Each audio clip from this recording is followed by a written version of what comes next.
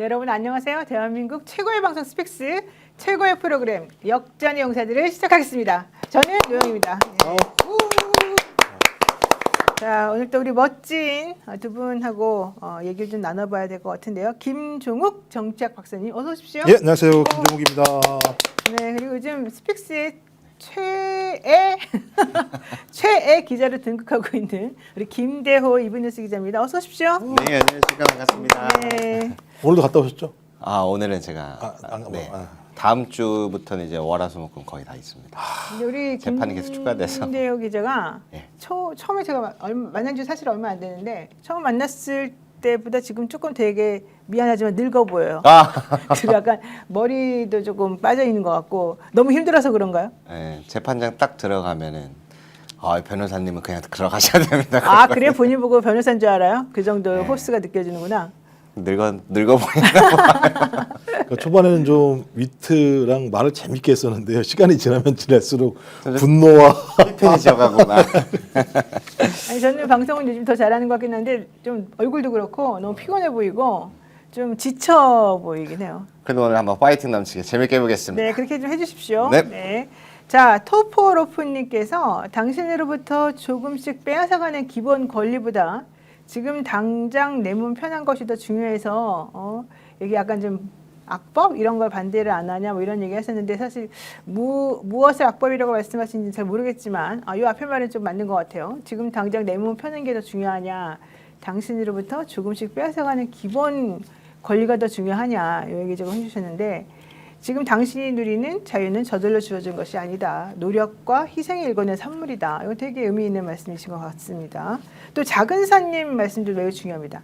요즘 뉴스가 너무 어수선해서요. 명쾌한 해설과 전망 부탁드립니다. 이렇게 말씀하셨는데 저희도 좀 어수선한데 오늘 또 그런 설명 너무 잘해 주실 두 분 모셨으니까 여러분들 한번 다 같이 얘기 한번 해보죠.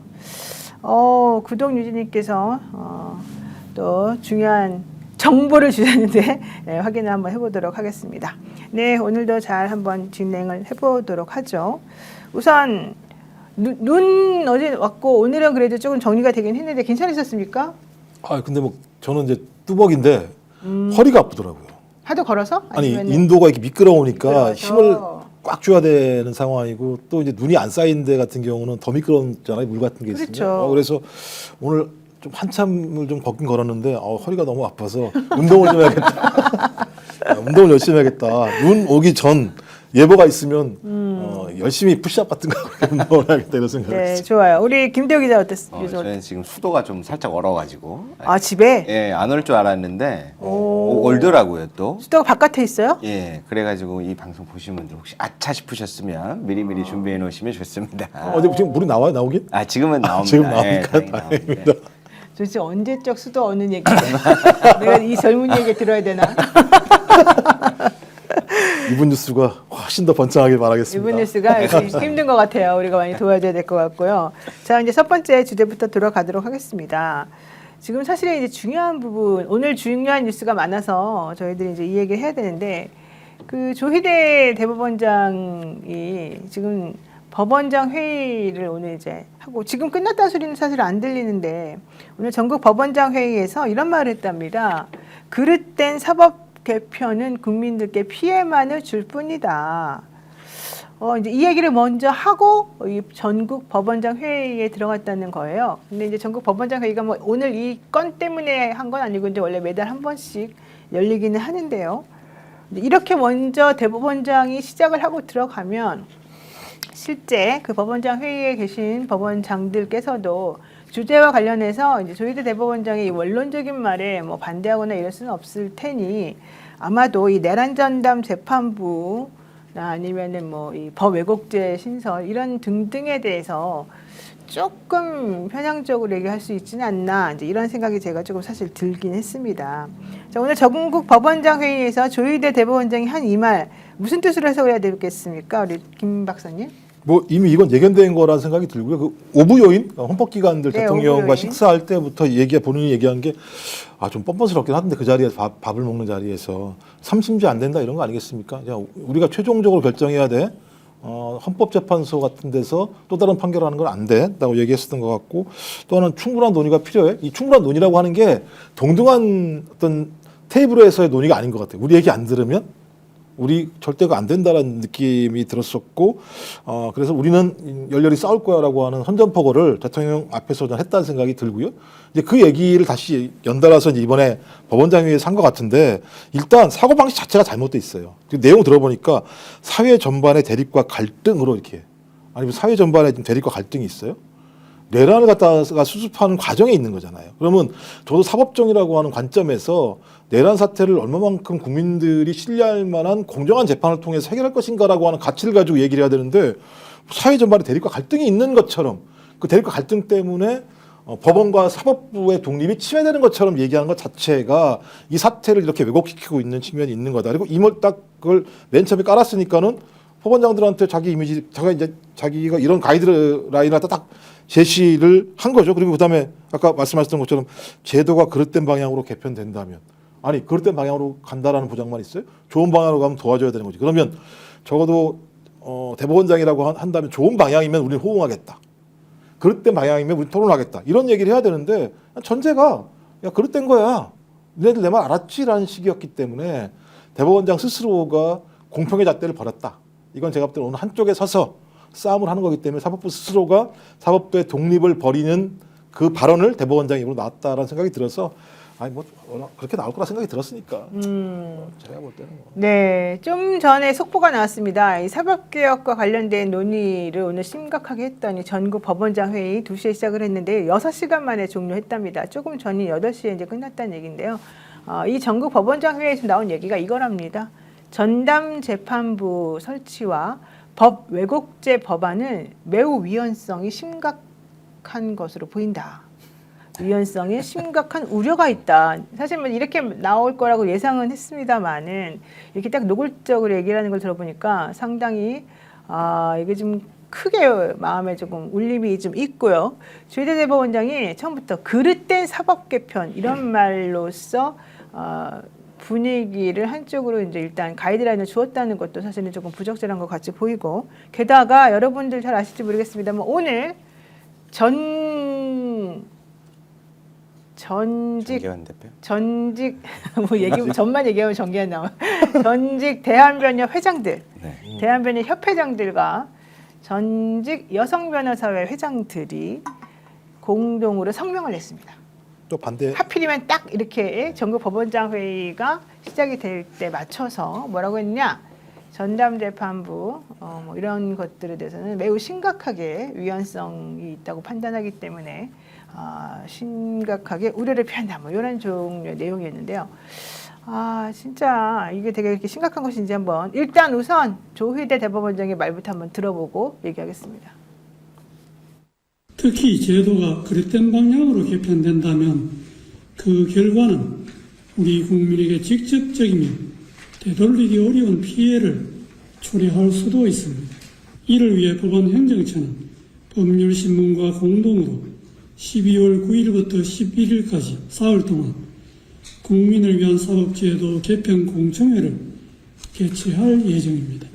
바람직한 개편 방향과 그 과제를 모색하기 위해 법조계는 물론 학계, 언론계, 시민사회단체 등 각계 전문가들이 모여 심도 있는 논의를 걸치는 뜻깊은 자리가 될 것입니다. 네, 어떻게 보셨습니까, 우리 기자님? 저는 지금 저거 보니까 지난날이 생각나는데요. 지난번 국정감사 청문회, 대법원 청문회 관심이 많았지 않습니까? 저 때도 제일 늦게 들어왔거든요. 그게 보여주는 포지션이라고 저는 봅니다. 추미애 법사위원장도 들어와 있고 국회의원들 전부 다 들어와 있는데 혼자 10분 뒤에 천천히 걸어옵니다. 그걸 보면서 많은 걸 느꼈는데 사실상 오늘날 조희대 대법원장이 나서서 회의 전에 자신의 방향성을 보여준 거지 않습니까? 저는 그게 따라왔다라고 보는데요. 요 근래 들었던 가장 충격적인 게 지난날에 서부지법 폭동 당시에 그 폭도 친구들 있지 않습니까?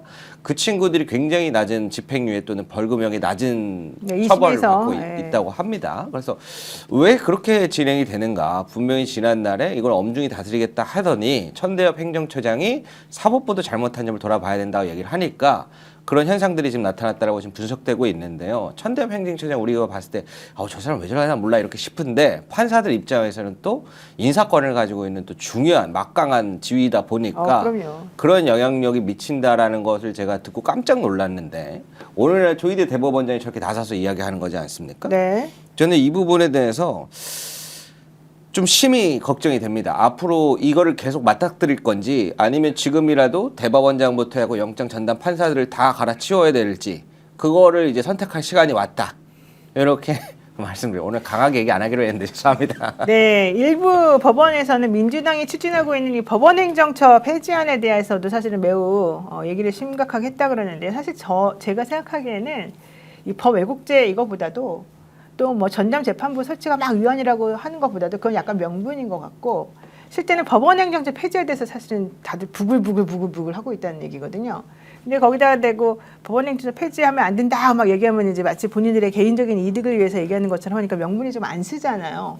그래서 오히려 전담재판부가 위헌이라는 쪽으로 자꾸 얘기를 하는 게 아닌가 생각이 들고요. 사실 법 왜곡죄가 왜 위헌인지는 저는 잘 모르겠거든요.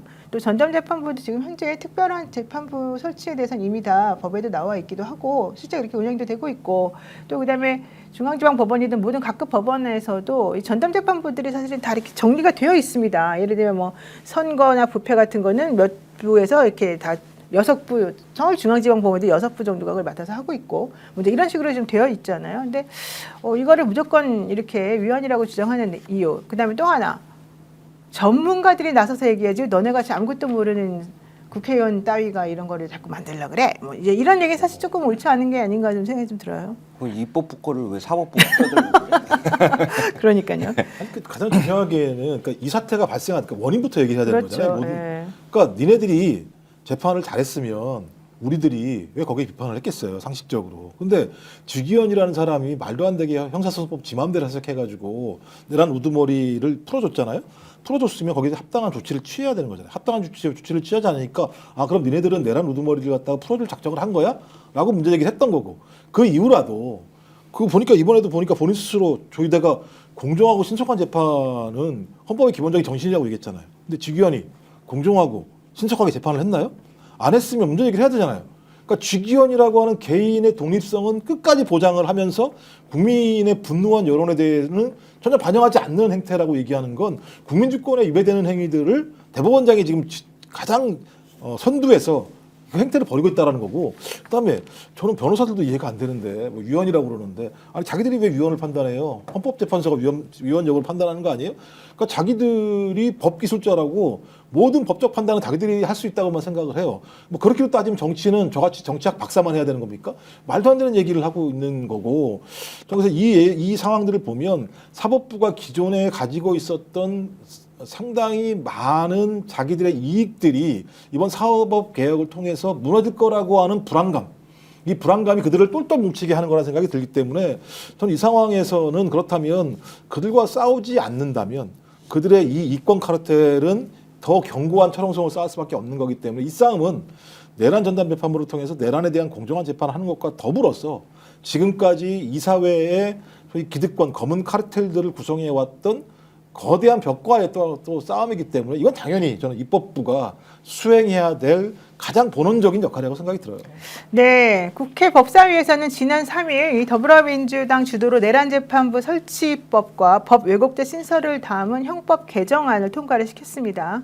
그래서 민주당에서는 9일 열리는 본회의에서 이 법안을 통과시키겠다라고 하는 입장이고요.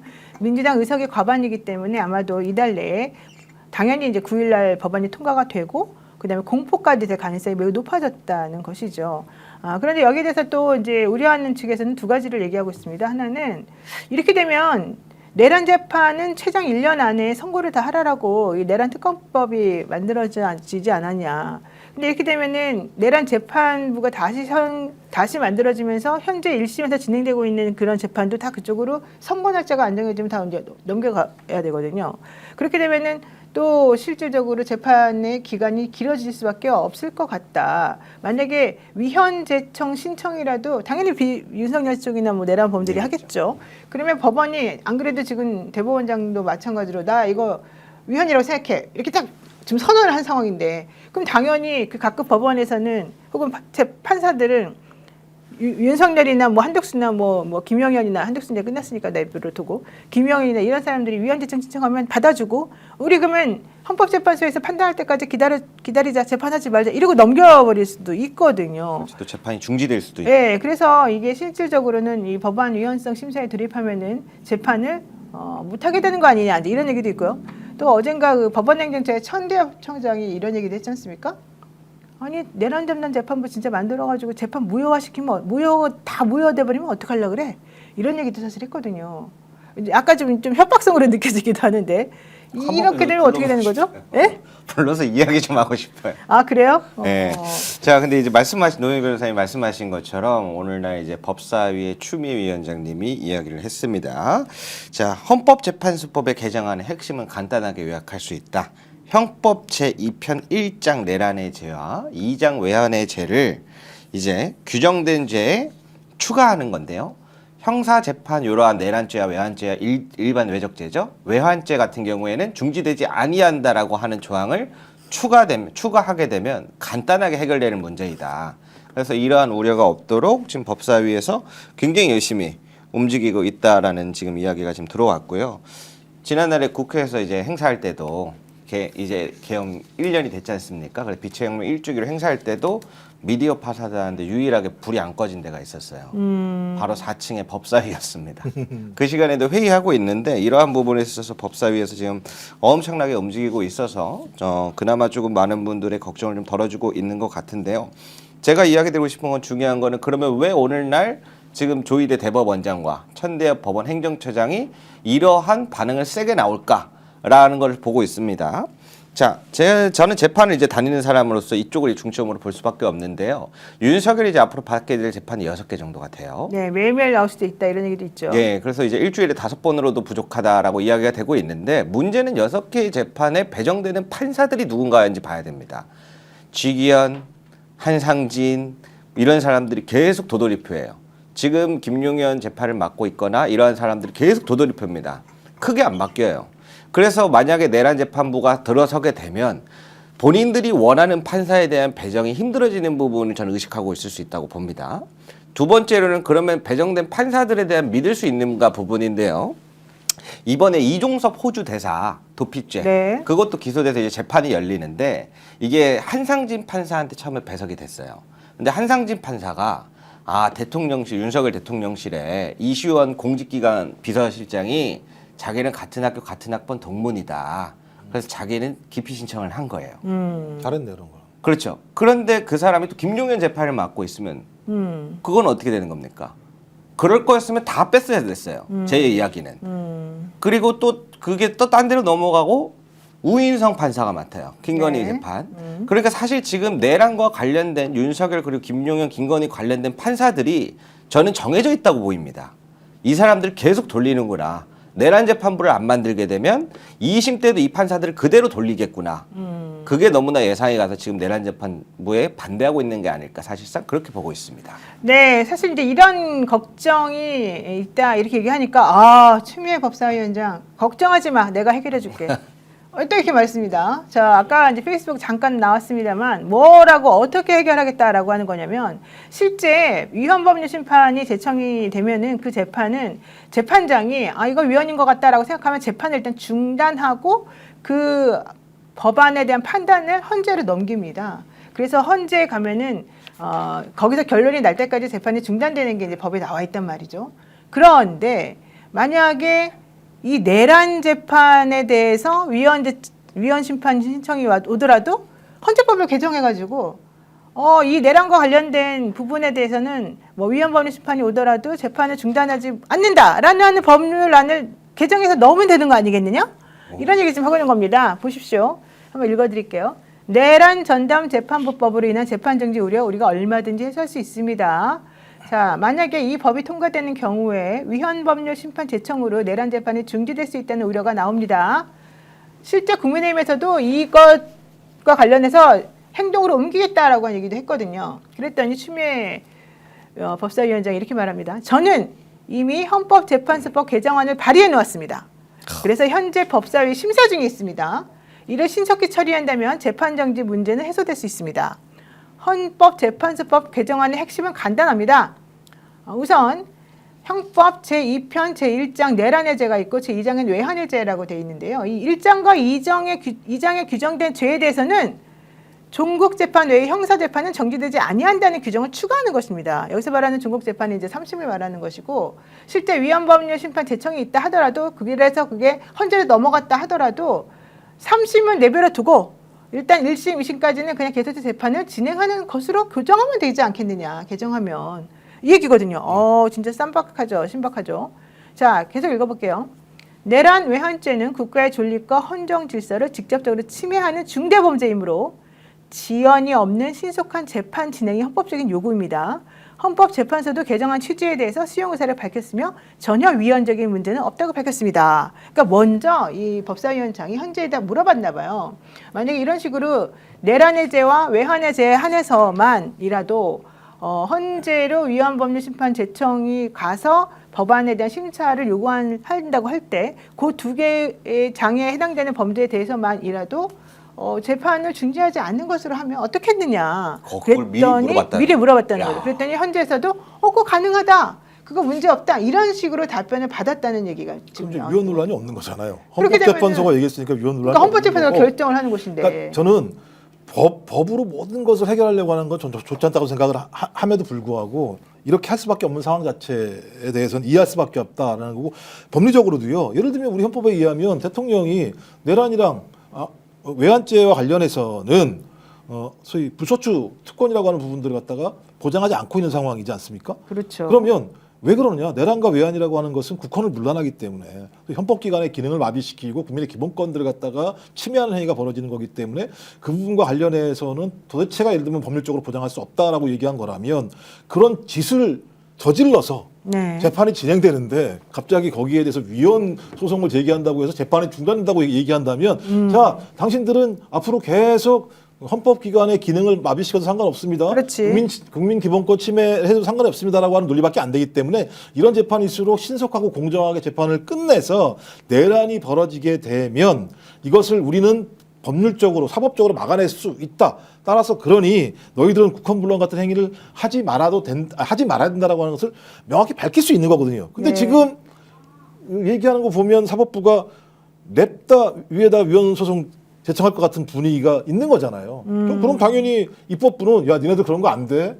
우리 헌법은 그런 뜻이 아니야라고 얘기해서 법률을 통해서 그런 말도 안 되는 재판 지연 행위를 막으려고 하는 것을 또 우리가 막아내는 것은 저는 그러니까 그 법을 갖다 개정하는 취지는 그런 거잖아요. 현실을 법이 반영하지 않을 때 그렇죠. 입법부는 그 현실을 반영할 수 있도록 법을 개정을 통해서 국민들의 침해되는 내용들을 방지하려고 하는 거니까 저는 이 상황 자체는 거기에 딱 들어맞는 거다. 그리고 저는 우리 헌법상에도 내란이 일어날 거라고 생각하지 않았을 테니까 이제 이런 법을 통해서 정리하는 게 필요하죠. 내란과 외환죄에 대해서는 위헌소송 제청이 있다고 하더라도 재판은 신속하게 간다라고 하는 부분들을 만드는 건 오히려 제도의 결함들을 막는 거라는 생각이 들기 때문에 잘하는 거다. 이렇게 저는 생각해요. 그렇군요. 네, 추미애 위원장은 이런 얘기도 했습니다.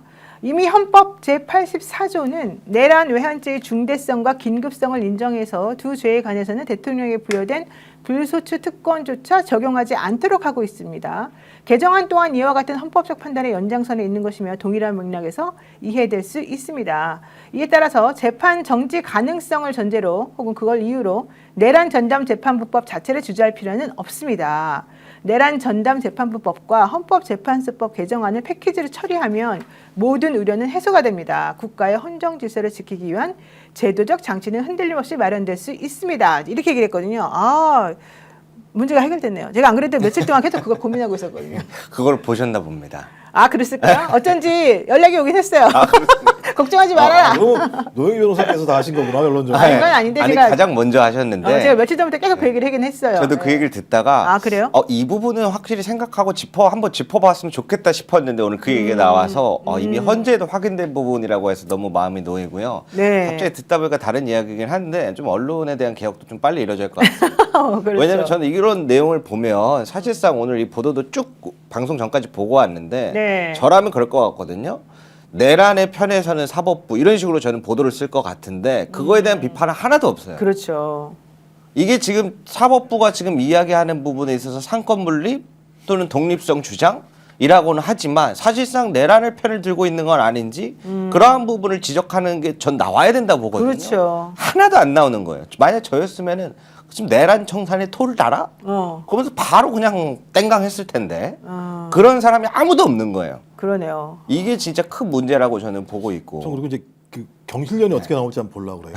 참여연대나 경실련. 경실련이 2018년에 조사한 게 있어요. 아, 사법농단 특별재판부 구성에 대해서 네. 법학자 70명한테 물어봤어요. 70명 중에서 50명이 위원 아니야. 그다음에 20명이 위원이야. 이렇게 얘기했어요. 그러니까 법학자 다수는 위원이 아니라고 봤어요. 근데 지금은 또 위원이라는 거잖아요. 이 뭐 저기 사법부도 그렇고 예를 들어 법원장 같은 경우 다 그렇잖아요. 근데 왜 위원이 아니냐? 이때 얘기한 게 뭐냐면 현직 법관으로 구성된 재판부니까 아무 문제 없어. 맞아요. 법에 문제되는 게 아무것도 없는 거잖아. 두 번째가 객관적 판사들이 재판을 진행하는 공정성을 확보할 수 있으니까 좋은 거 아니야? 이렇게 두 번째 얘기했고 세 번째는 법안 개정은 입법부 고유 권한이야. 입법부가 하는 거지. 이렇게 얘기하면서 위원 아니라고 얘기했어요. 근데 위원 논리를 얘기했던 20명, 28.6% 정도가 되는 건데 그때 헌법이 없으니까.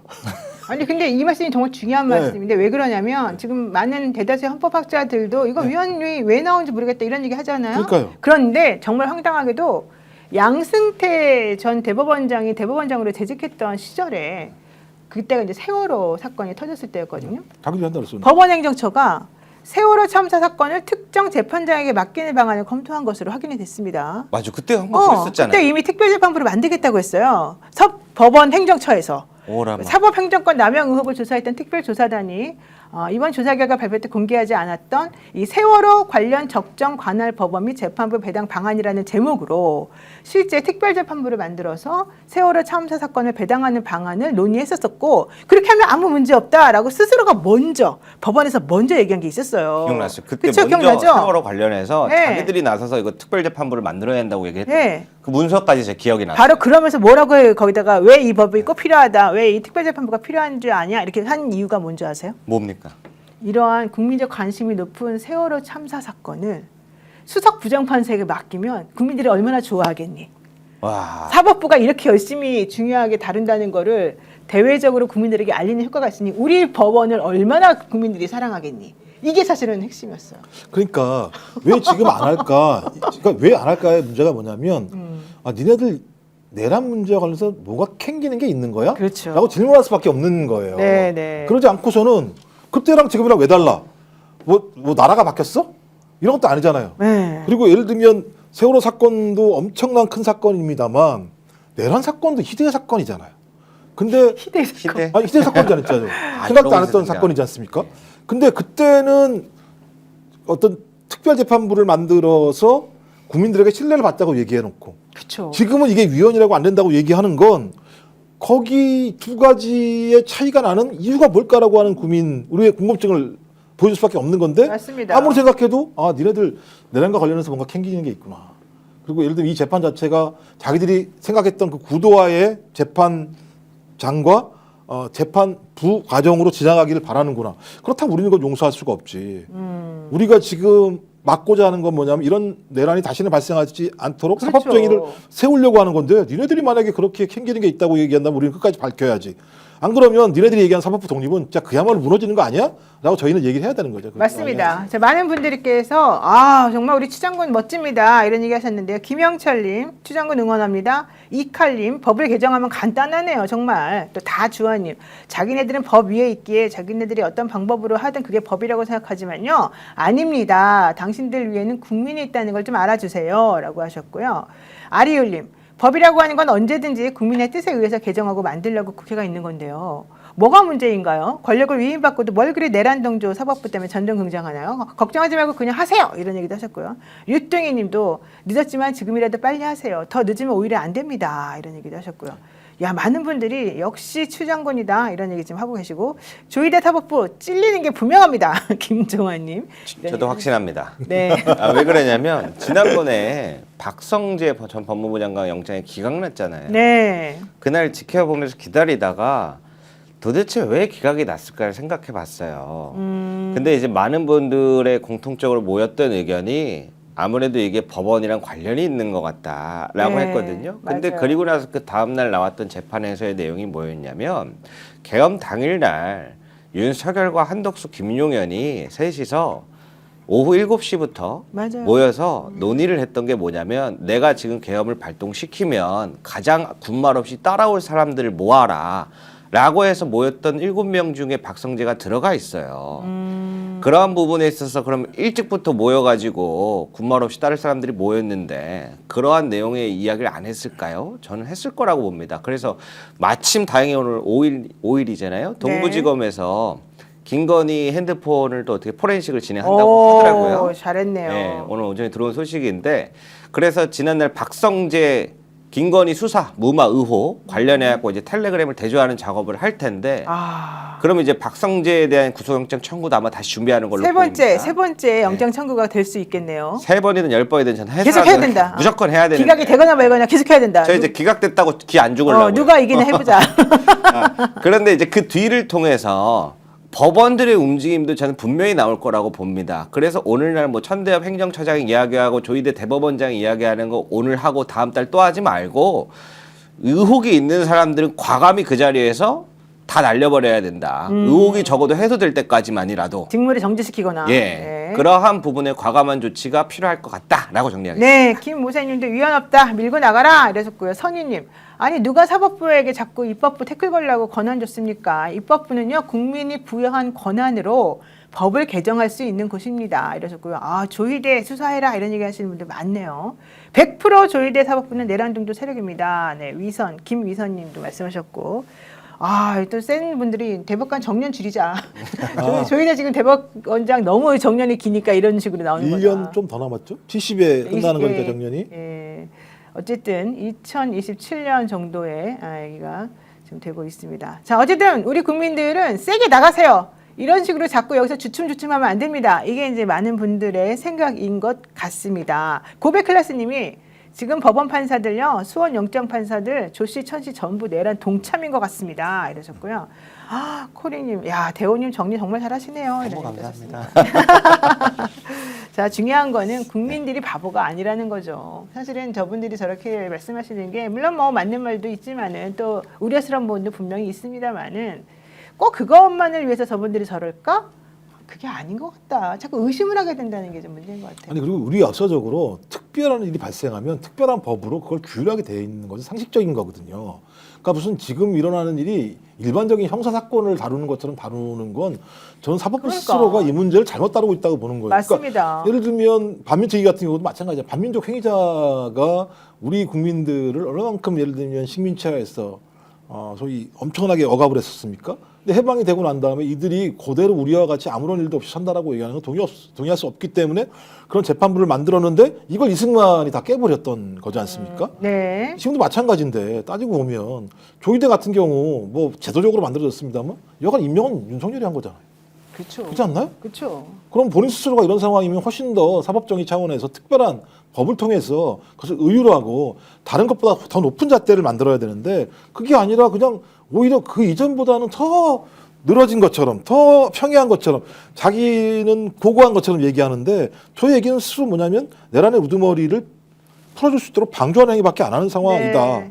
근데 그걸 저는 맨 처음에 그 천대엽 법원행정처장이 좀 사람이 좀 괜찮은 줄 알았더니 야 가면 갈수록 야 이거 조희대에 진짜 똘마니구나라는 느낌이 들 정도로 그래서 야 앞으로는 판사들 전체는 아닙니다만 그런 아주 특별한 엘리트라고 그러네 자기 거기 내에서는 엘리트 판사들은 진짜 믿지 말아야겠다.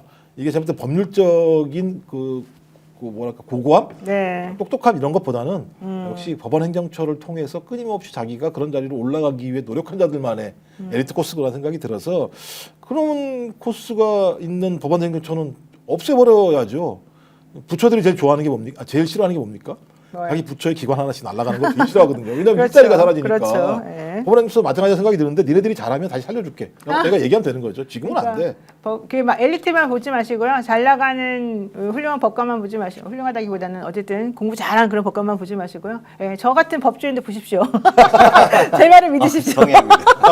그럼 될 것 같습니다. 네. 왜냐면 진짜 재판부를 다 다니다 보면 여러 재판부를 다 보지 않습니까? 그렇죠. 솔직히 이진관 판사 재판부에 대해서 약간 그래도 잘하고 있다 응원하신 분들이 많잖아요. 네. 이진관 재판부만 그렇다는 게 문제예요. 그래서 아까 말씀드린 대로 윤석열이 재판이 6개고 네. 내란 재판 전담부가 없으면 다른 판사들 뺑뺑이 똑같이 시킬 텐데 그 판사들은 저는 신뢰하지 못한다라는 게 오늘의 이야기고요. 예를 들어 김건희 씨가 like this 어제 출석했을 때 자기 힘들다고 누워 있잖아요. 네, 엎드려서 막 누워 그거 제지 안 하는 것도 문제예요. 그렇죠. 모든 것들을 다 컨트롤할 수 있는데 안 하는 거고요. 그리고 일반 이적죄 같은 경우에도 윤석열 씨 이제 추가 구속 이야기 나오지 않습니까? 그러면 이거 36부 이정엽 판사 주관으로 진행이 네, 돼요. 진행이 되죠. 그건 무슨 뜻이냐면 다른 한덕수 재판이나 김용현 재판 이런 것들도 그 부장 판사의 역량에 따라서 추가 구속영장 발부를 다시 한번 얘기할 수 있는 부분이거든요. 해야죠. 근데 그래야지. 심지어 근데 출석 안 하는 것조차 구인 발부를 안 하잖아요. 저는 이게 조희대 대법원장이 노리는 부분이 이런 부분이 아닐까라는 의심이 들고요. 그러면 이제 중요한 건 뒤로 와서 아까 좋은 말씀을 우리 김종국 박사님 해주셨는데 전 지난번 재판에 갑자기 문득 떠올랐어요. 왜 갑자기 오늘날 이게 이슈가 됐을까? 지금 그럼 재판에서 무슨 내용이 나오고 있길래 중점이길래? 네, 그렇죠. 지난주랑 이번 주를 종합해 보면 여인형 방첩사령관이 나왔잖아요. 그런데 무슨 얘기를 해요? 정치인 체포에 대해서 마지막에 딱 3명으로 바뀌어요. 인원이 적어져서 이재명, 우원식, 한동훈 이렇게 딱 한동훈까지 들어가 있어요. 근데 재판장에서 한 얘기는 자기들은 이송하려 그랬다. 잡아오면 넘겨주려 그랬다. 인계. 죄송합니다. 인계하려 그랬다. 비원 벙커로. 그러자 이제 물어봐요. 고문도 하려고 하지 않았습니까? 그러니까 혐의가 없는데 어떻게 고문을 하냐. 혐의가 있으면 가능하다는 얘기거든요. 그 이야기, 일거리가 있어요, 역할이. 근데 왜 그렇게 얘기를 했나 살펴보니까 어제 문상호 정보사령 나와서 실탄 10발씩. 그리고 또 누구 인정했죠? 노상원 인정했죠. 예. 고문 담당은 노상원이에요. 아. 고문 담당은 노상원으로 돼 있어요. 아니 민간인인데 노상원은. 그러면 노상원은 어떻게 HID 의원을 다루었나? 네. 전에도 한번 말씀드렸지만 노상원이라는 사람이 윤석열 정권 하에서 먼저 군인들한테 다가가가지고 메시지 보내면서 현금 2천만 원 좀 내가 진급시켜줄게. 별 달아줄게. 그렇게 하는 과정 속에서 HID 명단 요원까지 받은 겁니다. 그렇군요. 그럼 노상원에는 또 누구랑 연결되겠어요? 건진법사 김건희로 연결되겠죠. 아기보살과 연결이 되고. 그렇죠. 건진법사 김건희랑 이렇게 다 그 라인 사람들하고 다 연결되겠죠. 그렇죠. 그래서 지금 첨예한 상황인 거예요, 재판은. 어제 문상호 정보사령관이 나와서 그동안 노상원 몰랐다, 실탄 아니다라고 했는데 인정했다라고 하는 거는 이제부터 돌아갈 판이 굉장히 중요한 판이 된 거고. 맞습니다. 마지막으로 중요한 거는 짧게 김건희 재판은 내란 재판이 아니라서 중계를 안 하잖아요. 여기가 내란 재판이랑 연결되는데 이거 중계 꼭 해야 됩니다. 맞습니다. 여기서 이제 국민의힘 쏟아져요. 근데 안 하면 안 된단 말이죠. 이것도 꼭 초과해 주십사 부탁드립니다. 네, 그리고 노상원 재판이 자꾸 비공개로만 되는 것도 좀 황당하지만 노상원 씨가 지금 뭐 하는지 알아요? 구치소에서? 제가 잘 알지 못하는 사람이어가지고 그 사람이 원래 아기보살을 뭐 이런 거 막 했었잖아요. 전보고 있습니까? 또 그 안에서? 그 안에서 전보고 있대요. 언제 나갈지? 아니, 주변 사람들 점을 봐주고 있다고. 봐주고 아, 있죠. 주변 사람들. 구치소에 있는 교도관들이나 그다음에 그 같은 방에 있는 다른 사람들 관련해 가지고 자기가 막 그걸 봐주고 있대요. 대단하다. 뭐 그런 인간이니까. 아유, 진짜 황당합니다. 자, 전 저기 듣겠어요. 방첩사 수사관이 자기는 인계만 했다 이렇게 했잖아요. 아니, 체포를 해야 인계를 하지. 체포 누가 해? 그러니까. 방첩사가 하는 거예요. 맞습니다. 계엄 나면 방첩사가 체포해가지고요. 자기들이 예를 들어 넘겨가서 자기들이 조치하는 거거든요. 그런 얘기를 하고 있다는 거 하나 하고 더 잘 아시잖아요. 저기 그 경봉 나가시니까 그 나온 사람들 그 기자들 얘기 들어보면 아니, 노상원하고 김건희하고 비아폰으로 통화했다는 거에 대한 내용들이 그 롯데리아에 뭐 어떤 사람들이 얘기했다는 거잖아요. 그러면 이런 걸 야 이제 그만해 특검 끝났으니까 중단해 앞으로 안 나간다? 말이 안 되는 거죠. 말이 안 되는 거죠. 맞습니다. 자, BTA 탈라님. 개헌 포고령이나 서부지방법원 폭동 때도 아무런 입장 표명이 없던 판사님들 왜 내란 수습하는데 이상한 입장을 표명하십니까? 이거 이상합니다. 이런 얘기 하셨고요. 아, 만두 제2424사님도 김학의의 얼굴을 모른 척하는 그런 양심을 우리가 어떻게 믿겠습니까? 이거 천대행정처장 얘기하는 거죠. 문3189님. 계엄되었다면 나는 죽었을 것 같아요. 아마 시체도 못 찾았을 것 같아요. 아이고 그런 얘기 끔찍합니다. 하지 마십시오. 자, 중요한 건 재판을 하시는 지금 이 판사님들이 이 재판을 일반 재판인 것처럼 지금 취급하고 있다는 게 너무 화가 난다는 건데 바로 그 대표적인 인물이 지기현 부장 아니겠습니까? 네. 지기현 부장 오늘도 또 역시 재판하면서 윤석열 씨의 전역 걱정을 그렇게 해줬다는 겁니다. 한번 들어보죠. 지금 재판부에서 판결 선고를 받으실 거면 양쪽 다 어느 정도는 2단계에서 정리를 해야 되는데 고등법원이든 뭐 내란 전담 특별재판부든 하여간 이런 증거 목록으로 올릴 수는 없어요. 저 증거 목록 이번 기회에 싹 정리해가지고 피고인 뭐 식사 원래 재판이 이제 조금만 늦어져도 저녁 식사는 바로 들어가면 또 불 9시에 꺼지기 때문에 자야 되거든요. 그래서 저녁을 안 먹습니다. 네, 12월 3일 재판할 때 사실은 이제 내란전단 재판부 얘기 나오고 그날 법안이 이제 통과되는 날이었는데 지기현부장이 특검을 야단을 쳤습니다. 아니 당신들 증거 목록 똑바로 정리하지 않으면 이거 못 올려요. 고등법원에 갈지 내란전단 재판부로 갈지 잘 모르겠지만 검사님들 이거 제대로 해주셔야지 증거 목록 이렇게 해가지고 어떻게 올리니까 나 못 올려요 이런 얘기를 이제 갑자기 끝내더니 나중에는 그게 바로 실력입니다. 검사님들 증거 목록 잘 정리하시는 게 실력입니다. 알아서 잘 하세요라고 좀 나무랬다는 거예요. 그게 12월 3일 아까 좀 전에 본 이 화면에 앞쪽에 나와 있던 내용인 것이고 그 뒤에 나와 있는 12월 4일 그 재판에서는 어제 6시 반 정도에 아직 이제 증인 신문이 막 많이 남은 거예요. 재판을 해야 되는데. 그러니까 지기현 부장이 어떻게 피고인 식사해야 되는데 어떻게 조금 더 해도 되겠습니까? 이제 물어보는 거예요. 저 장면에서. 그러니까 아저씨 윤석열이 또 아주 통 크게 저는요 식사 시간 조금만 늦어도 밥을 안 먹습니다. 당연하죠. 거기는 식사 시간 늦으면 밥을 안 줍니다. 근데 어쨌든 본인은 속이 더부룩해서 식사 시간을 조금 5분이라도 지나가지고 밥을 먹게 되면 속이 안 좋기 때문에 자기는 일부러 안 먹는다. 그리고 9시 되면 자야 되기 때문에 괜찮습니다. 이래가지고 또 얘기가 됐다. 그러면서 매우 걱정해 주시는 그런 화기애애한 분위기였다. 이제 이런 얘기였습니다. 저는 진짜 아니 빨리 내란전단 재판부 해야 될 것 같습니다. 왜 그러냐면 지금 앞에서도 잠깐 지나갔는데 저기 윤석열 피고인 입장할 때 윤석열 변호사들 다 일어나잖아요. 막 목례하고 뭐 인사하고 뭐. 아유. 몇 번 경고를 했어요. 네. 일어나시면 안 됩니다. 근데 계속하니까 어떻게 돼요? 그냥 냅두잖아요. 그건 냅두죠. 만약에 내란 청산에 대한 의지가 강력한 판사였으면 어떻게 했을까요? 한 번 더 일어나면 감치시킵니다. 못 들어오게 합니다. 했겠죠. 네. 이 작은 하나하나가 모든 걸 보여주고 있다고 말씀을 드리고 싶어요. 맞아요. 아니 뭐 단순하게 얘기하면 지금 공개 재판이잖아요. 네. 비공개 재판도 아닌데 내란 우두머리한테 밥을 어떻게 할까요?라고 물어보는 판사가 있다라고 하는 게, 그러니까 국민은 전혀 생각하지 않는 거잖아요. 공개 재판이라고 얘기하는 건 내란 재판이라고 하는 것이 모든 국민들이 침해당할 사건이 발생했기 때문에 국민 여러분들 저희가 재판을 이렇게 제대로 하고 있습니다라고 하는 공개성의 원칙들을 보여주고 있는 건데 거기서 그러니까 국민들을 죽이려고 했던 자를 앞에 두고 전역을 어떻게 하시겠습니까라고 물어본다라고 얘기하는 건 국민을 얼마나 개무시하는지를 확인할 수밖에 없는 상황이기 때문에 이런 사람이 재판을 하면 당연히 국민들이 야 잘했어 공정했어라고 얘기하지 않을 거면 사법부 차원에서라도 내부에서 얘기를 해서 재판부 바꾸자. 특별재판부 안 해도 되는 거잖아요. 그러면 재판부를 바꾸면. 그래서 그 재판부가 공정하게 재판하면 아무런 문제가 없는 상황이잖아요. 그리고 이 증거도 제가 보니까 지기현이 증거 목록 잘 만들어라는 것도 뭐냐면 기사가 너무 많다는 거예요. 결론적으로. 그럼 뭐 그 2심 재판부는 기사 정리 못할까 봐 그렇게 얘기를 해요. 그러니까 제가 볼 때는 특검들 엿먹으라는 얘기하는 거고 지금 제가 볼 때는 은근히 내란 재판부 지금 비판하는 거랑 기사는 증거에서 빼라는 얘기죠. 네. 그런 건 증거가 안 된다는. 안 된다는 저거 거예요. 아니 2심이 알아서 하겠지. 자기가 왜 걱정을 해 그거 갖다가.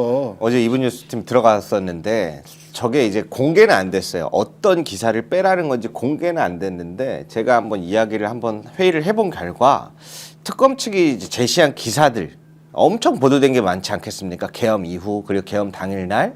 근데 제가 봤을 때 그 중에 하나가 시민들이 계엄을 막았다. 국회로. 그런 기사를 빼라 그랬어요? 제가 봤을 때 그 부분도 존재할 가능성이 높다고 보는 거예요. 왜 그러냐면 윤석열 변호인과 내란과 관련된 변호인 측들은 네. 시민들을 폭도 세력이라고 자꾸 칭하거든요. 시민들을. 계엄에 있어서 시민과 충돌했다 그러면 바로 내란 주요예요. 그러니까 이 정신 나간 작자들이 시민들을 폭도라고 자꾸 하는 겁니다.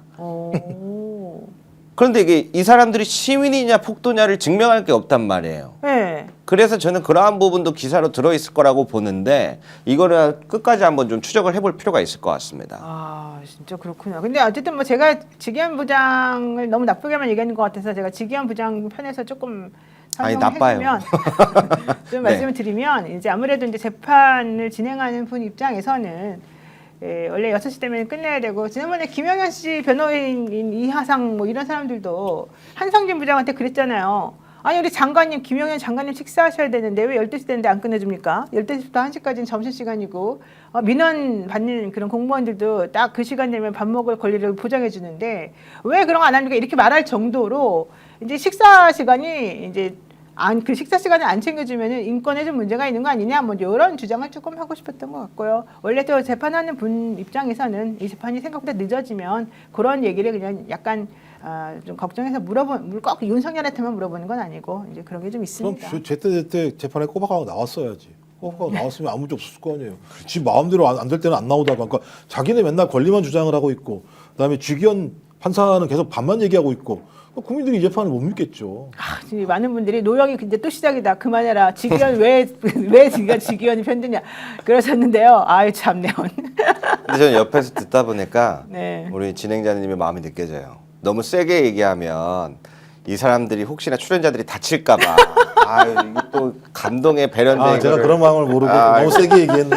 그럼 너무 감사한 마음에 제가 조율하면서 조정하면서 얘기하겠습니다. 진짜 우리 기자님 대단하다. 어떻게 이렇게. 그래 이렇게 내가 저 혼자 총대를 일찍 매겠습니다. 네, 한상진 좋습니다. 판사는 공판 준비 기일만 4개월 한 사람이고요. 네. 김용현 측에서 우리 장관님 들어오는 거 수갑 차고 들어오는데 방어권 얘기하니까 들어오는 거 중계 거부 못하게 한 사람입니다. 네. 재판부는 지금 충분히 비판받을 만한 짓을 하고 있습니다. 이거에 대해서 전원 교체될 각오를 하고 계셔야 될 것 같습니다. 라고 전해드리겠습니다. 명쾌합니다. 훌륭합니다. 네, 좋습니다. 자, 근데 오늘 이제 또 새로운 민주당 소식도 한번 들어보도록 하겠습니다. 정청래 민주당 대표가 주장했던 또 이제 당대표로서 이제 크게 하나 뭐 보여주었던 이 권리당원 1인 1표제 대의원에 대해서도 1인 1표, 권리당원에 대해서도 1인 1표 하자.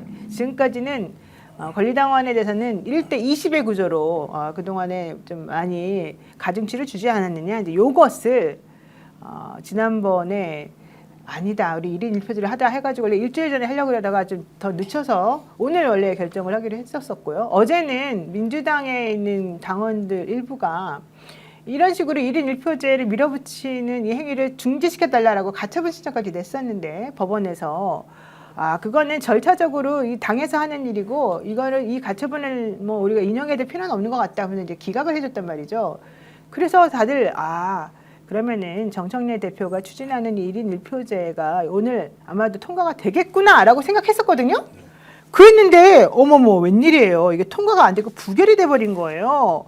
핵심은 당원 1인 1표제였는데 투표 참여자가 373명, 이 가운데 찬성이 271명, 즉 72.65%였고요. 반대는 102명, 27.35%였습니다. 과반이 넘어야지 이게 가결이 되는 건데 과반에서 28표가 모자랐다 이런 얘기인 것이고요.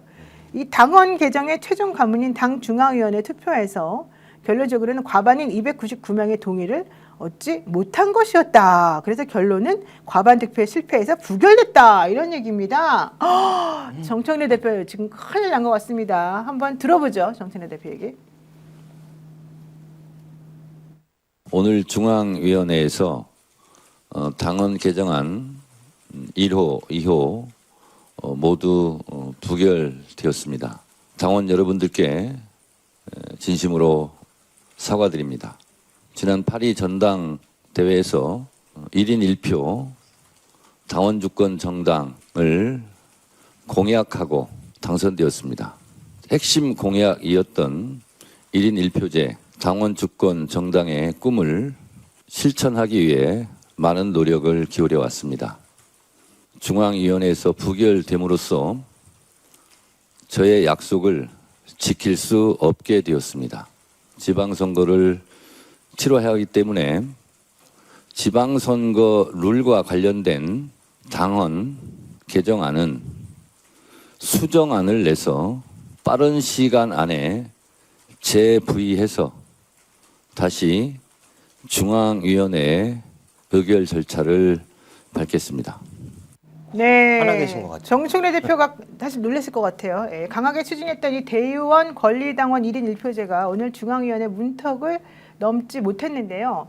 이것은 왜 그러느냐? 이걸 좀 분석을 해봐야 되는데 지금 일반적으로 나오는 분석은 이 정청래 대표가 너무 급하게 이거를 처리하니까 좀 못 믿겠다라고 하는 생각이 좀 든다. 불안감이 있다. 그리고 대의원을 겸하고 있는 이 중앙위원들이 이거 이런 식으로 넘어가면 안 된다. 그래서 조직적인 견제를 한 게 아니냐 이제 이런 얘기를 조금 했습니다.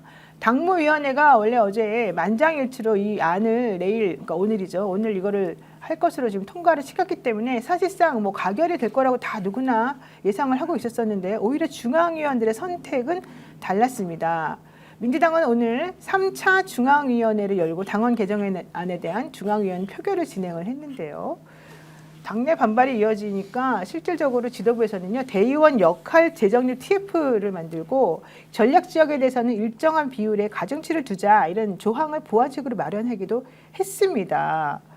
오, 지방선거 공천 개편도 또 같은 운명을 맞았는데요. 광역기초의원 비례대표 후보자 선출 방식을 기존 상무위원회 투표에서 권리당원 100% 투표로 순위를 정하도록 하고 지선 단체장 경선에 나선 후보자가 5인 이상일 경우에는 예비 경선을 실시하자 이런 안건도 있었는데요. 이것도 역시 제적 과반을 확보하지 못해서 부결이 됐습니다. 이러니까 이게 혹시 정청래 대표에 대해서 사실상 경고 아니겠느냐? 정청래 대표의 속도전하고 일방 통행에 부담을 느낀 거 아니겠느냐 이제 이런 입장이 나오고 한쪽에서는 아니 1인 1표제가 당연한 거 아니야 이거를 왜 불결시켜? 뭐 이런 얘기도 좀 나왔습니다.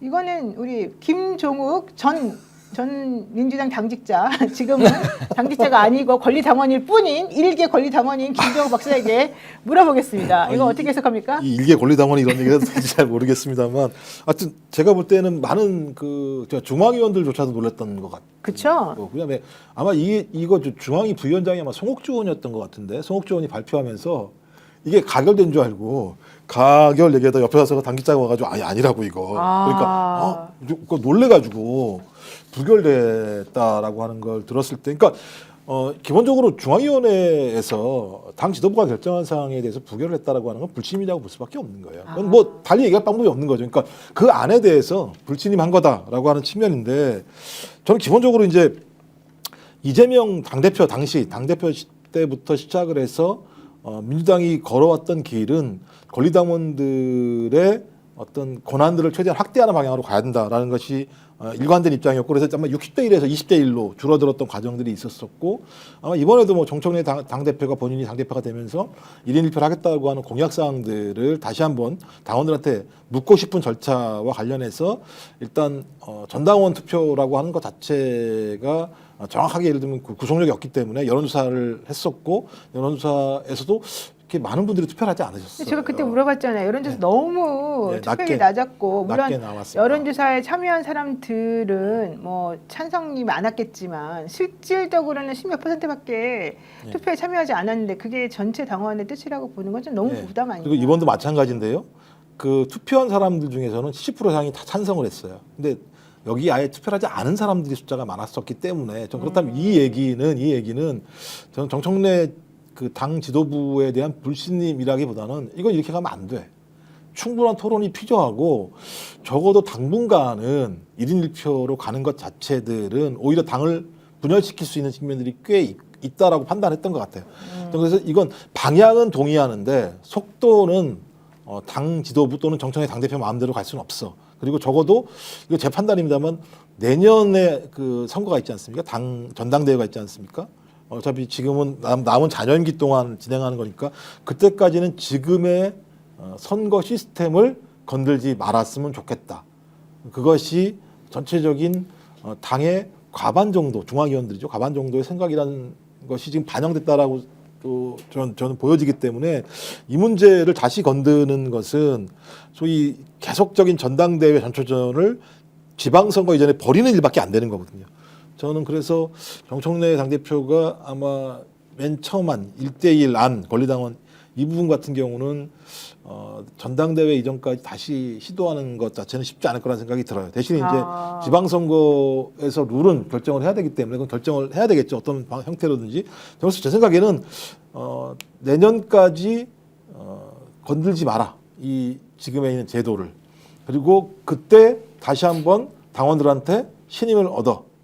그 제도에 대해서 이런 거기 때문에 저도 좀 혼란스럽긴 해요. 이런 일이 없었거든요. 중앙이 올라가서 부결된 사례가 거의 없었어요. 그러니까요. 거의 없었어요. 이건 좀 사실은 조금 충격일 것 같은데 조승래 사무총장이 이렇게 말합니다. 여러 번 논의가 있었었고 논의 과정을 통해서 불거져 나온 여러 가지 걱정거리들을 해소하고 조정하기 위해서 노력을 했고 그래서 수정안까지 만들어 진행했는데도 불구하고 부결이 되었다라고 하는 것은 중앙위원들의 뜻이 어디에 있는지 알려주는 거 아니겠느냐. 이걸 잘 살펴서 후속 조치를 진행하겠다 이렇게 얘기했고요. 이번에 더 중요한 거는 지방선거 공천규정 변경안이 부결됐기 때문에 원점으로 돌아가서 내년 지방선거는 기존의 안대로 좀 처리해야 될 가능성이 높아졌다. 이제 이런 얘기거든요. 실제 광역대표, 기초의원, 비례대표 선출 방식을 변경하려고 그랬고 예비 경선제를 도입하려고 했고 청년 장애인 가산점을 조정하려고 했거든요. 그래서 이제 공천 시스템을 개편하려고 했는데 이게 원점으로 돌아갔기 때문에 이게 무슨 뜻이냐 이걸 좀 해석을 더 이 지도부에서 정확해야 될 것 같고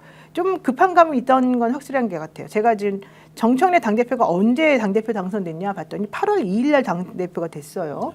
그리고 8월 18일 날 당원 주권 정당 특위가 출범이 됐습니다.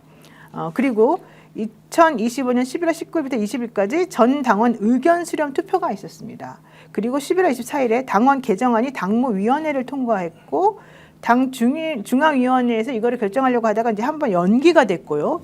그러면서 그 중간에 당원 954명이 이거 너무 급하게 되고 이거 우리들의 의사를 무시하는 거다라고 하면서 가처분 제기했는데 남부지방법원에서 이게 기각이 됐고요. 그리고 난 다음에 오늘 당 중앙위원회에서 최종 부결이 된 거라서 이게 아무래도 이건 저는 잘 모릅니다만 친청계, 정청래계라고 불리는 친청계와 친명계, 이재명계의 주도권 싸움이 조금 불거져 나온 거다. 이제 이런 얘기를 하는 분들도 있는 것 같습니다. 제가 이 얘기를 듣다 보니까 저는 조금 시선을 달리하는 부분들이 좀 의아해요. 이게 뭐 너무 성급했다, 뭐 속도 조절 이런 이야기가 여러 곳에서 나올 수밖에 없는 점들은 있는데요. 지난 이재명 대통령이 당대표인 시절을 제가 기억을 하거든요. 김은혜 혁신위원회 TF팀을 끝난 줄 알았는데 알고 보니 막내였던 장경태 의원이 당시에 계속 그거를 유지하면서 결국에는 권리당원 비중을 50% 이상 하는 거를 단번에 바꿔냈단 말이에요. 그러면 이것도 갑작스럽게 전개가 바뀌었던 건데 그때 속도에 대한 이야기는 한 번도 나오지 않았어요. 모두가 환호를 했고 그것에 대해 응원을 했고 너무 잘한 선택이다 했는데 왜 오늘날 정청래 대표에 대해서는 속도에 대한 문제가 있다라는 이야기를 계속하는 게 어떤 기준인가 한번 좀 살펴볼 필요가 있고 반대로 지금 불거지는 문제들인 대부분 내년 지방선거 공천과 관련된 것들이 더 첨예하기 때문에 오히려 그러한 부분에 있어서 정청래 당대표가 좀 껴들지 말아라 라고 좀 견제하는 성향이 좀 강하게 보인다. 그래서 요번에 재판이 조금 이제 12월 중순에 어느 정도 결심이 다 나면 다시 저는 국회로 가서 취재를 하려고 보고 있는데 결론적으로는 이게 아무래도 선거가 이제 어느 정도 준비가 되고 공천 같은 것들이 준비가 되기 시작해서 이제 경선이 정해지면 다 정리될 문제라고 보여집니다. 네, 친청이 어디 있고 친명이 어딨냐 노영이 웃기네 이렇게 욕하는 스텔라 박님도 계시고 뭔 속도 조절이냐 웃기고 있다 이런 얘기 하시는 분도 계시고 친청 친명 대립 아닙니다. 그런 말 하지 마세요 소리님 이런 얘기도 하셨는데 제가 한 게 아니고요. 뉴스원이랑 뭐 등등등등의 많은 기사에서 그렇게 분석을 하고 있다. 근데 이 말씀은 맞는 게 지금 뭐 정치부 기자분들 만나서 이야기를 들어보면 민주당 안에 친명계가 아닌 사람은 없는데 말씀하신 것처럼 정청래 쪽 의원들과 법사위 쪽 의원들과 원내대표 쪽 의원들과 그리고 지방권 지금 이게 다 다르다는 거예요. 네. 그래서 다 친명계라고 얘기를 하는데 다 지금 자기의 뭔가 이권에 가까운 무언가 움직임이 있다라는 이야기를 하고 있어서 네. 그래서 저는 이런 토론은 필요하다고 봐요. 뭐 이런 토론 자체가 나쁜 토론은 아닌 거고. 그러니까 예를 들면 그런 거잖아요. 말씀하신 것처럼 좋아. 뭐 권리당원 1인 1표가 맞다고 쳐. 궁극적으로. 네. 하지만 지금같이 예를 들면 지역별로 권리당원들의 편차가 아주 심한 상황에서 특정한 지역이 과다대표 됐을 때 그것 자체가 저희 1인 1표라고 하는 형식은 띄고 있지만 소위 아주 평균적인 형태의 전국 정당화가 가능하겠냐고 하는 문제가 분명히 있기 때문에 이 문제를 어떻게 해소할 것인가에 대해서 답이 안 나온 상황이고, 또 하나는 지금 제대로 가게 되면 그럼 니네들이 얘기하는 상무위원회가 잘하고 있는 거야? 저희 대의원들이 진짜 제대로 된, 예를 들면 정치개혁을 하고 있는 거야? 오히려 기득권 아니야? 민주당 내부에서? 이런 두 가지 비판이 존재하거든요. 그러니까 이 두 문제에 대해서 어떤 형태의 파터를 통해서 명확하게 입장을 딱 정리를 하고 지도부가 합의가 됐을 때 이게 샥 넘어갈 수 있는 건데 당 지도부에서 입장 정리가 안 된 것 같아, 이 부분과 관련해서. 그러니까 입장이 정리가 안 되니까 당연히 이건 스톱시킬 수밖에 없는 거죠. 만약 입장 정리가 됐다면 어떤 형태로든지 문제가 됐더라도 그냥 뚫고 나가면 되는 건데 네. 당 지도부에서 여기에 대해서 합의가 안 되는 상황이니까 고성이 오갔다는 거잖아, 이 문제 관련해서. 저는 그래서 이건 좀 어쩔 수 없는 상황이다. 만약 이거 갖다가 그냥 어거지로 통과시켰을 때는 오히려 이게 당내 분란을 더 일으킬 수도 있는 측면이 있기 때문에 뭐 저는 조금 시간 두고 해도 저는 상관이 없다라는 생각이 들긴 해요. 네. 자, 어쨌든 뭐 당 지도부는 오늘의 결과에 대해서 좀 신중하고 진중하게 생각을 해봐야 되는 거는 맞는 것 같습니다. 근데 지선 이기는 가장 좋은 방법은 내란 청산을 그냥 세게 해가지고 다 빠따치면 저쪽에 나올 사람 없지 않을까요? 그게 가장 확실한 지선 승리 근데 방법이라고 그 얘기가 생각합니다. 무서운 얘기가 됩니다. 그 얘기를 우리가 하면 안 됩니다. 네, 근데 너무 많은 분들이 아유 진짜 이것도 중요하지만요. 빨리 내란 청산 마저 해야 되는 거 아니겠어요? 거기 좀 집중 좀 하시다 이랬었는데 저도 사실은 계속 방송 나가서 하는 말이 지방선거 아직 6개월 남았으니까 물론 그 전에 처리해야 될 게 기한이 있긴 하겠습니다만은 그거는 그거대로 뭐 하더라도 좀 제발 이 하던 이 특검 일 좀 제대로 하게끔 하고 이 내란전면 재판부 설치도 좀 잘 마무리하고 좀 이거 하다마는 제발 싸다마는 그런 맨날 뭐 이렇게 큰 중요한 거 싸다가 말고 찜찜하게 사는 그런 거 좀 안 하고 우리가 친일 청산 못한 이유가 뭡니까? 꼭 하다가 말고 그냥 서둘러서 이상하게 봉합하고 이래서 그런 거 아닙니까? 그래서 저는 정말 이 내란 봉합이 더 지금 시급한 문제 아닌가 이래서 조금 들었습니다. 저도 이거 동의하는 게 지금 김건희 특검 측에서 가장 큰 결정을 해야 될 시기가 오고 있거든요. 네. 김건희 혐의가 이번에 구형 나온 거는 15년에 벌금하고 추징금에 30억 나온 거는 3개 혐의예요. 도이치모터스 통일교 그리고 저거 명태균 여론조사 3개. 정치자금법 위반. 예, 근데 이제 곧 있으면 이제 오세훈 시장 관련된 것도 쭉 나가고 할 텐데 나머지 12개의 혐의에 대해서 기소를 할 건가? 그러면 어떻게 되냐면은 무조건 국민의힘이 딸려가 들어가게 돼 있어요. 내란 정당 해산까지 이번에 밟을 거냐 말을 거냐 확실하게 할 건가? 그거를 정해야 되는 수순이라고 저는 보고 있어서 노영 변호사님 이야기에 근데 동의합니다. 수사가 기소할 만큼 나아가는지 잘 모르겠네요. 그 김건희 특검이 그 기소할 만큼의 충분한 증거를 가지고 나머지 부분에 대해서 준비가 돼 있는 거 안됐습니다. 그래서 이제 제2의 특검, 뭐 그래서 종합특검이 나오는 네. 얘기가 필요하다 뭐 이런 얘기겠죠. 네. 자 보겠습니다. 이것도 중요한 부분이 하나 나왔습니다. 윤석열과 이준석 사이에 있었던 녹취가 공개가 됐습니다. 이준석 의원이 윤석열 통화 녹음을 이메일 제출 방식으로 5개를 공개했죠. 자기하고 윤석열 씨하고 같이 주고받은 이 공천 관련된 내용. 거기에 이제 강서구청장 후보로 윤석열이가 그렇게 밀었던 김 씨, 김태훈가요? 그 사람 얘기 또 있었었고 실질적으로 윤한홍 의원 얘기도 많이 나오고 있고요.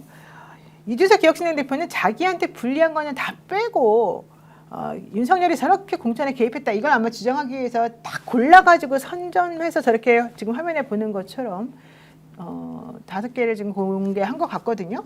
지금 보시게 되면 2022년 4월 24일 정도부터 안철수가 지역구 하나 달라고 하는데 안철수 인수위원장까지 지낸 사람이라서 거절하기가 어디 쉽나? 저래가지고 결국 안철수 위원장이 지역구를 맡은 건가요? 그렇지 않습니까? 네. 이인선. 또 이인선 얘기 나오니까 이준석 나도 이인선이는 조금 해줘야 될 것 같은데 뭐 이런 얘기 지금 자기네끼리 앉아서 하고 있고요. 저게 당대표하고 윤석열이가 무슨 권한으로 저런 거를 말하는지 모르겠지만 어쨌든 그렇게 하고 있고 2022년 4월 25일에는 김태우는 파이팅도 있고 김태우 뛸 수 있게 하면 내가 볼 때는 경력이 있어서 구청장 자리 차지할 것 같은데 무슨 말도 안 되는 저런 말 같은 소리를 하고 자기네끼리 아주 행복하게 하고 있었었고 또 장영하가 성남에 저게 전 충격이었죠. 장영하는 이재명 대통령에 대해서 허위사실 유포해가지고 난리가 난 사람 아니겠습니까? 그래서 이 사람이 장영하가 성남에서 나오면 전체 지선판이 이재명에 대한 게 부각이 되면서 할 수 있잖아. 대선 이후 이재명 저게 다 죽어버려서 중앙당 공관위원장한테 얘기했는데 그게 이제 윤한홍 아닌가요? 예, 장영하가 여론조사 지지율이 너무 안 나와서 어쩌고 이런 말을 해요. 그러니까 저에게는 이재명을 계속 죽여야 되는데 이재명에 대한 이 이슈가 자꾸 사그라든다. 이재명을 죽일 사람으로 장영하가 딱인데 장영하가 너무 지지를 안 나가지고 미치겠다. 이런 얘기를 지금 자기들끼리 하고 있는 거거든요. 그래서 오늘 저 찐윤계라고 불리는 윤한홍 의원이 갑자기 계엄 청산해야 된다. 네. 지금 윤상현 이야기가 의원이었죠 아까. 예, 예. 그리고 이야기가 나오는데 지금 저게 진짜 이상한 게 윤석열 재판에서 나오는 게 아니고 김건희 재판에서 나오는 두 사람인 거예요. 근데 저는 개인적으로 이준석 의원이 왜 냈는지 모르겠어요. 자기 명태균 여론조사랑 관련돼 있다라고 얘기할 수밖에 없는 거거든요. 저거 낼 수밖에 없어요, 저 사람은. 왜냐하면 저 사람은 지금 명태균이고 뭐 김건희하고 되게 친했고 아까 윤석열 씨하고 나눈 통화는 2022년 4월 거잖아요. 그때까지는 윤석열하고 그래도 좀 괜찮았어요. 근데 잘하시잖아요. 근데 그 이후부터 이제 윤석열이가 대통령 되고 난 다음에는 이준석이를 당대표에서 쫓아내려고 그 체리따봉 사건도 일으키고 이래가지고 둘이서 아주 그냥 원수가 돼버렸잖아요. 그래서 윤석열하고의 대화는 이제 더 이상 없는데 김건희하고는 계속 대화가 있었었고 그래서 김건희가 살려주려고 사실 명태균이 살려주라 그래가지고 김건희랑 명태균하고 서로 이제 작업하면서 이준석을 조금 더 이렇게 그 자리에 놔두려고 했던 뭐 여러 가지 것들이 있어요. 그래서 사실은 그런 모든 통화나 이런 것들이 사실은 클라우드에 다 저장이 돼 있다는 게 그러니까요. 이준석의 주장이고 실제 그래서 지난번에 이준석 의원 집에 가서 압수까지 다 했는데 나온 게 없대요. 그래서 특검 입장에서도 저런 거는 좀 약간의 딜 형식으로 이준석한테 좀 받았어야 될 필요가 있다더라. 이런 얘기가 좀 있습니다. 그러니까 이게 지금 이미 제출인 거잖아요. 네, 이미 제출. 전 이해가 안 되는 게 지금 공천 관련해서 상당히 중대한 뭐 정당법 위반 수사 여러 가지 다 걸려 있는 거잖아요. 그러면 제가 볼 때는 다시 한번 압수수색을 해서 본인 자기가 입으로 한 얘기가 있잖아요. 내 거 다 있어 클라우드에 싹 있다는 거잖아요. 그러니까 싹 김건희랑 있는 거면 2021년도 윤석열 경선 과정부터 시작을 해서 2022년도 저 대선 그다음에 대선 이후에 또 지방선거랑 보궐선거 이런 거 다 있는 건데 이 과정에서 문제가 생긴 거잖아요. 얼마만큼 김건희랑 윤석열이 공천에 개입했는가 부분들을 확인하는 거고 그 과정에서 명태균이 또 이것저것 다 얘기한 게 있는 건데 갑자기 요 내용만 딱 갖고 와가지고 이미 제출한 거 가져가지고 공개를 했는데 그러면서 기사 내용이 다 그런 거잖아요. 야 이게 걸려 안 걸려? 이 내용이 걸려 안 걸려? 이런 식의 얘기를 하면서 물타기하고 넘어가려고 하는 측면이 분명히 있는 것 같은데 저는 이 사건은 제가 또 희대의 사건이라 이거 되게 대단히 중요한 사건 중에 하나거든요. 어떻게 대통령과 대통령 부인이 공천에 개입하는 방식을 통해서 후보들이 자기 마음대로 주락바락했다라고 하는 건 정당민주주의의 근본을 훼손하는 문제이기 때문에 이 문제에 대해서는 진짜 준엄한 수사를 전개를 해야 되는데 지금 수사 내용들을 보면 항상 어느 수준에 가면 한 발을 못 나가는 일들이 너무 많다라는 생각이 들어서 전 이것도 마찬가지입니다만 말씀하신 것처럼 이게 서로 간에 어떤 합의된 정도의 증거 제출이라고 얘기한다면 이건 하나만 한 얘기다. 당연히 내가 임의 제출할 때 문제가 안 될 걸 제출하지 문제가 될 걸 제출하는 사람이 누가 있겠습니까? 그래서 이건 좀 이게 또 지금 이게 왜 나오지 또 우리 갑자기 또 뜬금없이 이게 무슨 맥락도 없잖아요 갑자기.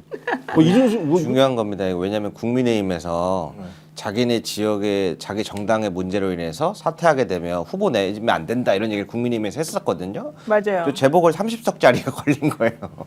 그 중요한 이야기고 지금 채팅창에 대호 씨는 민주당 이야기 말고 재판 이야기만 하세요. 왜 그러세요? 그런 게 왜? 있어요? 제가 말씀드리고 싶은 거는 요 근래 이제 재판 관련해서 많은 비서관분들의 이야기했을 때 공통적인 의견은 이거였어요. 너무 안타깝다.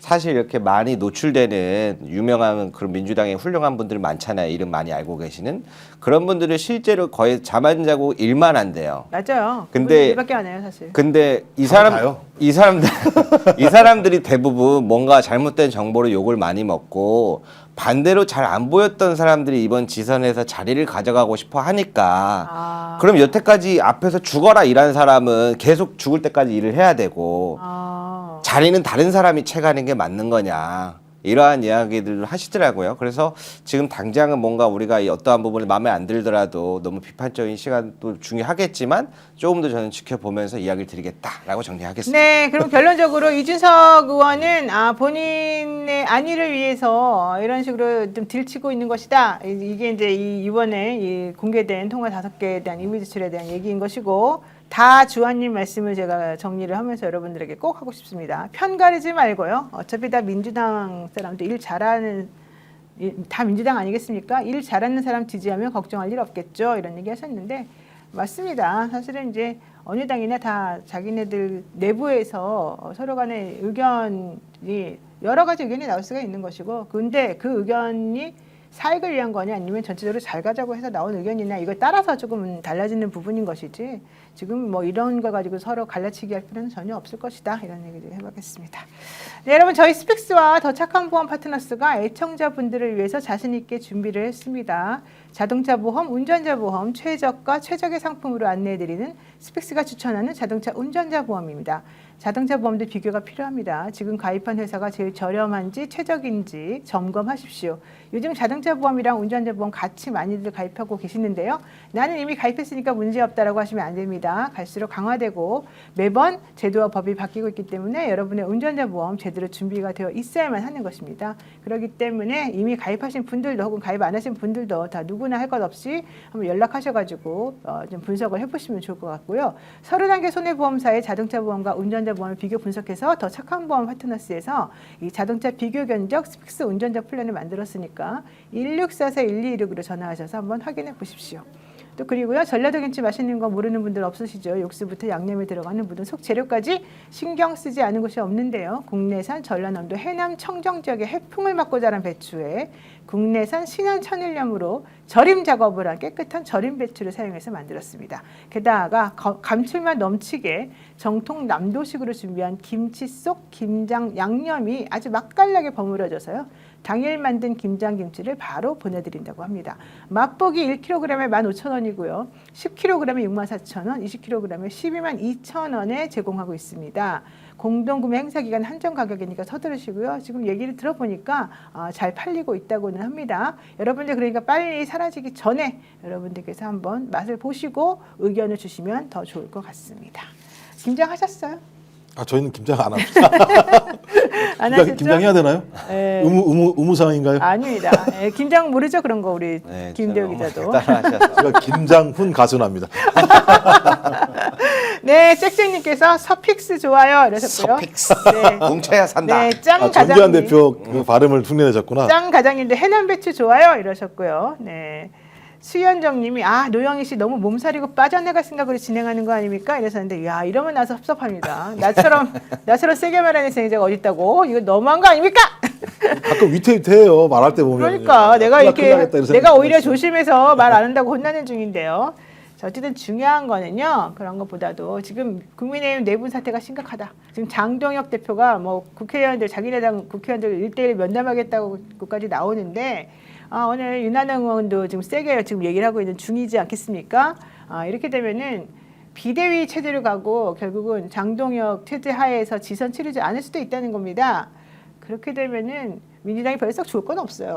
그래서 장동혁 대표도 살려놓고 전략적으로 해야 되는 거 아닌가 장동혁 생각이 잘할 들어요. 겁니다. 잘할 거겠죠? 잘할 거예요. 네, 저는 믿어보지 않습니다. 네, 알겠습니다. 네, 오늘 여러분들하고 또 같이 방송해서 좋았고요. 오늘 금요일 날이었는데 좀 하루 마무리 잘 하시고요. 어제 눈 폭설 와가지고 뜻하지 않게 접촉사고 나신 분들 또 갑자기 어제 여기서 스픽스 끝나고 가는데 올림픽대로에서요. 청담까지 가는데 4시간 걸리더라고요. 반포까지 가는데 2시간 30분 걸리고. 깜짝 놀랐습니다. 그런 상황이니까 갑자기 기름이 없어가지고 차를 계속 못 가져가고 차가 중간에 서버리는 그런 분들도 많았었습니다. 여러분 그런 일은 안 그래도 없었기를 바랍니다. 새벽에 눈 치우는데 저희 집 앞에 건물 아저씨 경비 아저씨도 같이 치웠거든요. 저 혼자 치우고 있으니까. 아유 착하네.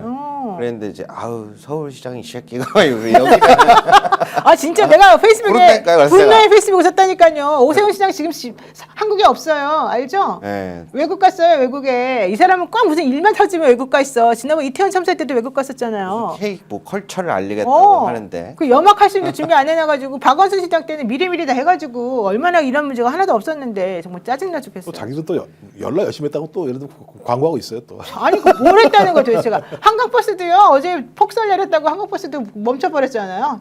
도대체 그 버스는 왜 만든 거예요? 어이도. 멈추려고 만든 거예요. 그래서 여러분들 주변에 눈 쏠 때 옆에서 살짝 이렇게 얘기하면 지서에 많은 도움이 됩니다. 쉐운이 그냥 아유 이 한마디가 선거 결과를 바꿔보겠습니다. 야, 생활 정치. 생활 정치. 진짜 대단하네요. 네, 정말 오세이도는요 기본적으로 안전 불감증이고요. 네, 안전 의식이 1도 없습니다. 짱과장님은요 서울이 안 부러웠던 적은 처음입니다.